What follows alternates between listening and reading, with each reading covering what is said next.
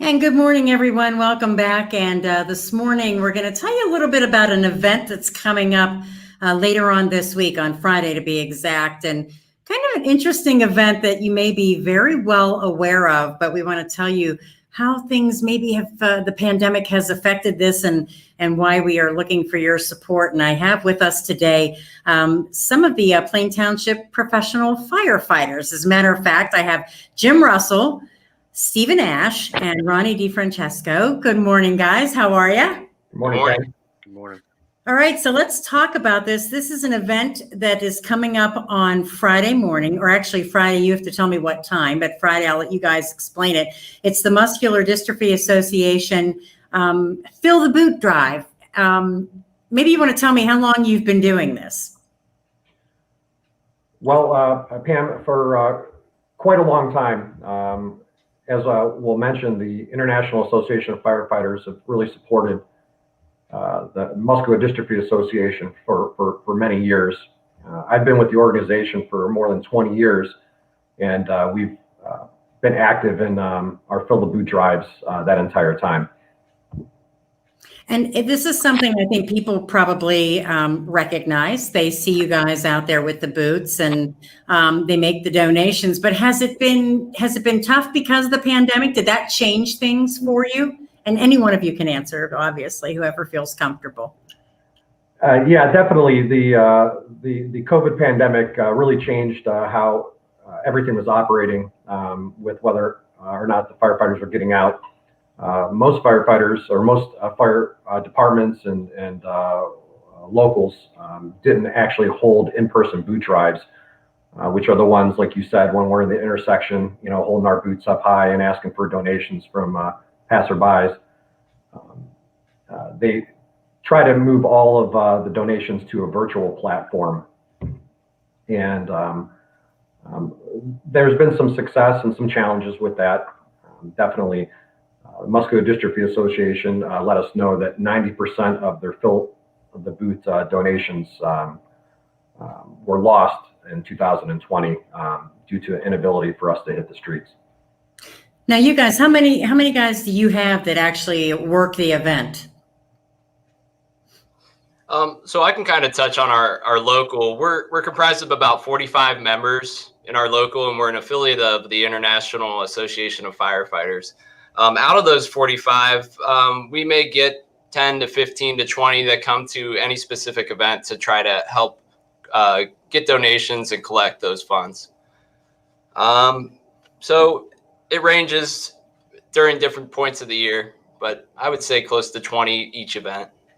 And you guys, I mean, despite not being enormous, you do a really good job of collecting the money. You're like pretty tops up there with fundraising, right? Yeah, and like Steve mentioned, COVID did impact us last year, and we were one of the few departments that collected in person. And I think that really benefits collections. Being in front of people, asking them for the donation, as opposed to being distant and asking for an electronic donation, has an effect. And last year, for instance, we collected over $5,000 in just under 4 hours. So it was very beneficial to do so last year.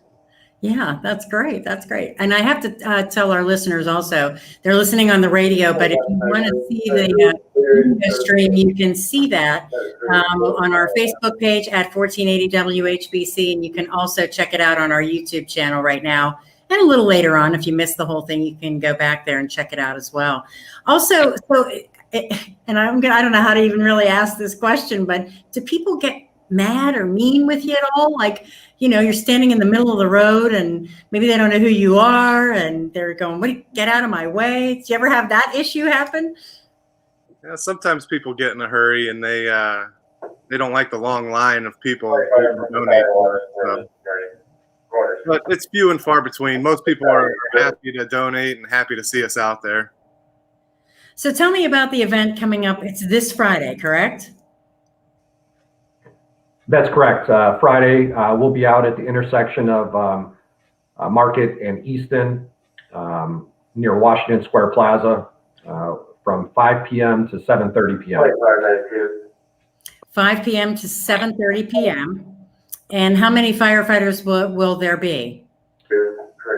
It looks like right now we have a roster of around 10 firefighters. So we'll be trying to have firefighters posted at each of the, 4 corners of that intersection. Okay. Do you have any kind of a fundraising goal? This year we set the goal of $10,000. We think that, we're going to be able to get out a little bit more than we did last year. We're really hoping to promote our virtual donation site as well, which, we're grateful for you having us on and us being able to make people aware of that. Yeah, talk about that a little bit, because I went to that site and there's a lot of good information there, and I'll make sure we get that posted on our website too, so folks can check that out. Yeah, so people can visit filltheboot.donorDrive.com/team/8659. That's filltheboot.donorDrive.com/team/8659. And they have it set up where it's real easy to make an electronic donation, PayPal, credit card. And like you said, there's all kinds of information to make people aware of exactly what their funds are going to support.